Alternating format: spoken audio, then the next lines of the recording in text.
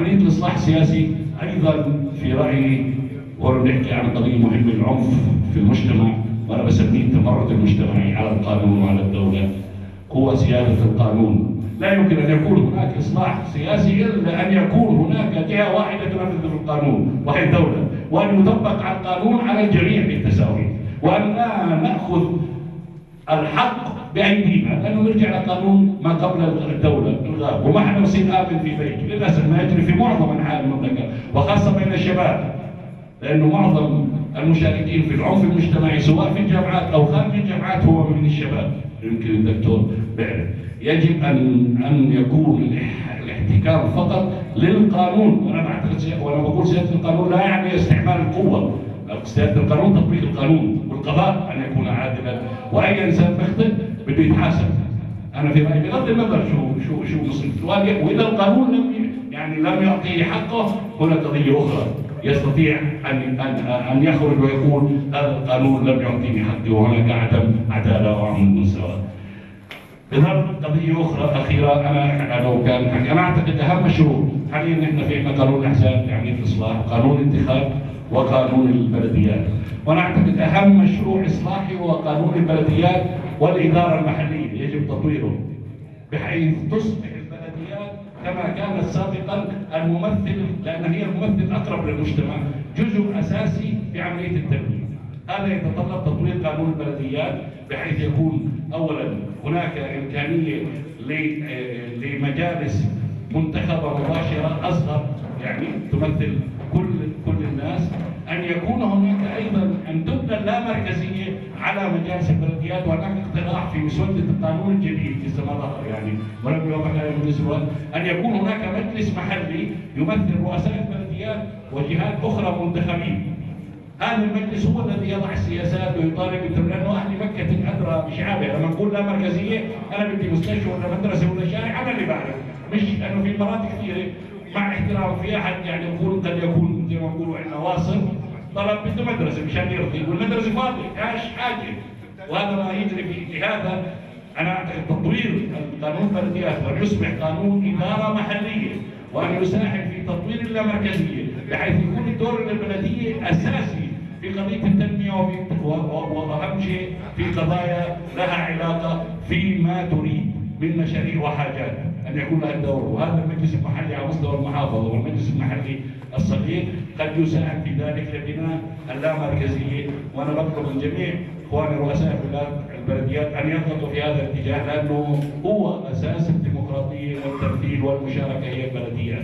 عندنا البلديات كانت سابقة قبل تأسيس الدولة، إذا بتذكروا بلدية اربد 1881، بلدية الكرك 1800 مش 85، والصرف بعدها كانت قبل تأسيس أيام فترة الحكم العثماني، كان هناك بلديات وكانت تدير كل شيء. كان احنا بنقول لحد الآن قطعت مية البلدية لأنها كانت مسؤولة عن المياه وعن كل شيء، يعني حتى التعليم حتى المي هي كانت مسؤولة. أنا ما بقول إنه مرة واحدة بنقدر نرجع زي ما قلنا، لكن علينا أن نبدأ في تحقيق. آسف على الإطالة أخذت أكثر من وقتي، لكن يمكن في الحوار ممكن نوصل أسئلة ونحكي. شكرا. سماع رأي ممثل الأمة السيد الدكتور أحمد الرقيبات، فليتفضل مشكورا. بسم الله الرحمن الرحيم، والصلاة والسلام على سيدنا محمد وعلى آله وصحبه أجمعين. كل الشكر للأخوة القائمين على هذه الندوة، وجزيل الشكر موصولا للكرام، وكل الترحيب الشمالي الاربدي بمعالي الأخ مسمع الأحمد كونه ضيفا على هذه المحاضرة،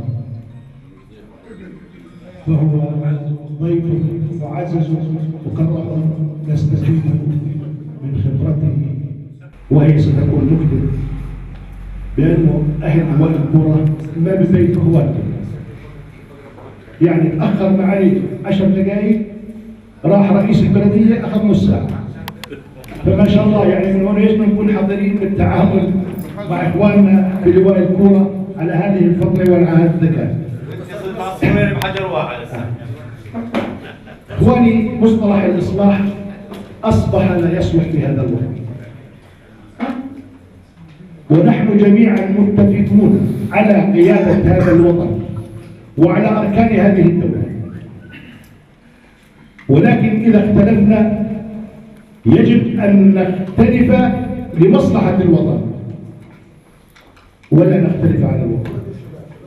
ما تفضل به معاليه عن إصلاحات ذكرها كلها إصلاحات جاءت ليس في الوقت الذي كان يريده الشعب، بل جاءت في الوقت الذي احتاجت السلطة السياسية لهذه الإصلاحات.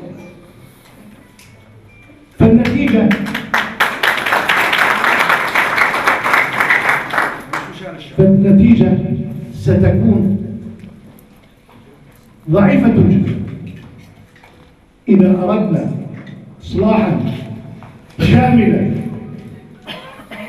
يجب علينا أن نتحدث ليس في مصطلح الإصلاح بل في مصطلح إعادة البناء، لأنه عندما نتحدث عن عمر دولة عمرها السياسي 94 عام يجب أن تكون أعمار جوانب حياتنا الأخرى قريبة من هذا الرقم، ولكن إصلاح أو عمر سياسي 94 عاما وناتج إجمالي محلي 18 مليار. هذا سؤال كبير. اليوم يا إخوان الوطن بحاجة لأبنائه الشرفاء أصحاب الجرأة في القول والصادقين بالفعل والعمل. فلذلك نحن الآن أمام مفترق طرق، إما أن نبدأ بإعادة بناء سريعة وإما الله يصبر للأعوام. تفضل معي وقال بدينا في بعض الإصلاحات طرحناها بالتسعين حققناها من 2011. شو هذا الإصلاح؟ هذا مش إصلاح يا إخوان، هذا اسمه استهتار. ولكن عندما نتحدث عن وعي الشعب الأردني فإن الشعب الأردني أكثر شعوب المنطقة وعيا وحرصا،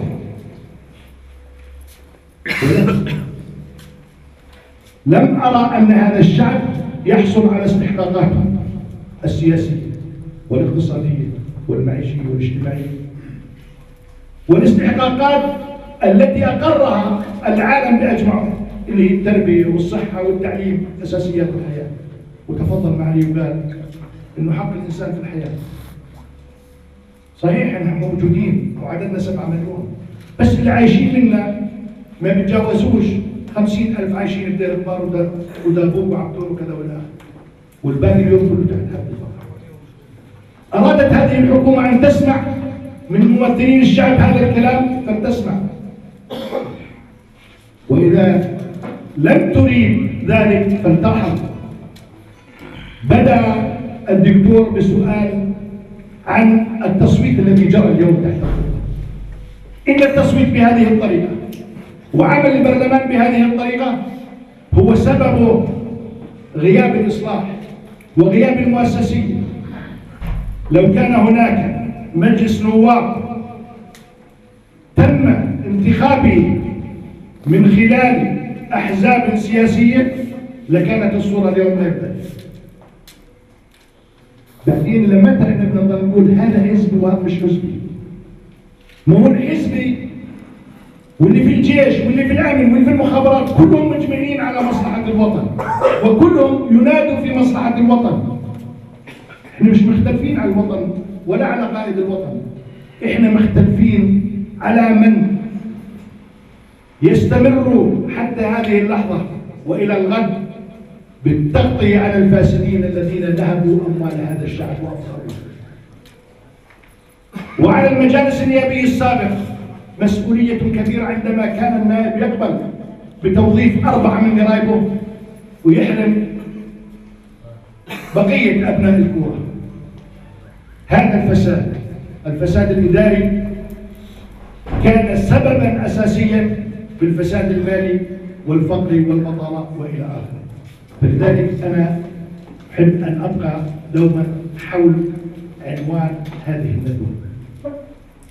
الإصلاحات نقابة المعلمين لم تأتي لم يأتي هذا الإصلاح في الوقت الذي كان يريدونه المعلمين، بل جاء عندما بدأنا نشتم رائحة الربيع وهو ليس ربيع. كان بإمكاننا وعملنا جميعا وساهمنا جميعا بأننا حيدنا الأمة من هذا الربيع الفوضوي. الربيع الحقيقي عندما تكون حياة سياسية سليمة وتكون أحزاب ولها برامج. حتى الأحزاب العاملة الآن في الساحة الأردنية هي أحزاب غير برامج. ما بصير أنا أمثل الشعب وأنادي بحقوق الشعب وبالنهاية بقول هذا حزب أحمد الرقيبات. إذا كان أحمد الرقيبات يرفض الشعب الأردني ولديه فكر بأسس حزب حسب فكره، بس بنحي نفسه عن رئاسة هذا الحزب وتجير هذا الحزب لمصالحه، وكما شاهدت بالسنوات السابقة منذ عام 90 منذ اللحظة الأولى عندما نادينا بالديمقراطية كانت أحزابنا أحزاب تخدم شخوص. فلذلك يا إخوان مثل هذه اللقاءات تجعلنا نضع إصبعنا على الجرح. من هون تبدأ وحدة الفكر ما بين أبناء الوطن الواحد، ومن هون ممكن ننشئ أحزاب صادقة وواعدة. أنا ما بدي أروح أسجل في حزب لأنه صاحب الحزب ما هو صادق، أو لأنه راكب روز رايس مثل أحمد الرقيبات راكب روز رايس. أحمد الرقيبات جاب فلوسه من برا بحب يركز. بس اللي كان موظف في القطاع العام مجموع رواتبه على مدى 30 سنة لو ما صرفش ولا قرش منهم وكان راتبه 2000 دينار ما بجمعش مليون دينار حتى يكون عنده بيت حقه 5 مليون وأرصدة الله بيعلم فيها، وبتيجي الحكومة بتقول لك يا أخي إحنا مش قادرين نمسككم هذول الحرامية. لا مش صحيح. لو في تتبع، لو في أجهزة متابعة الكل مبين، ولكن الظاهر الحياة صار عندنا حك اللي بحك لك والمواطن ضحية. ما بدي أحب أطير عليكم، أنا جاهز لبعيد معي كمان نجاوب على أي سؤال وبكل صراحة. وما عندنا، أنا شخصيا ما عندي أي أجندة إلا أن أكون أردنيا صادقا في هذه الظروف الصعبة. وشكرا. أشكر سعادة النائب الدكتور أحمد الرقيبات على هذا الحديث التلقائي العفوي من القلب إلى القلب. أود أن أذكر أن الآن نواجه تحديات على المستوى الداخلي وعلى المستوى الخارجي، وما تمر فيه الأمة العربية الآن هو مخطط له من سنة 80 عندما وضع بينات جويس والصهيون الأمريكي تقسيم الشرق أوسط جديد، واللي أخذ عليه موافقة بالإجماع في سنة 83 من الكونغرس الأمريكي، وال 2005 قالت كونداليزا رايس بدنا فوضى خلاقة في الأمة العربية. هذا ما يحدث. علاوة عن التحديات الداخلية، تحديات الفقر والبطالة والجوع والفساد المالي والإداري وعدم العدالة وعدم المساواة وعدم وجود مؤسسية في القطاع. لكن ماذا يتطلب مننا ذلك؟ أولاً إذا اعتبرت النظام الملكي الداخلي هو صمام الأمان،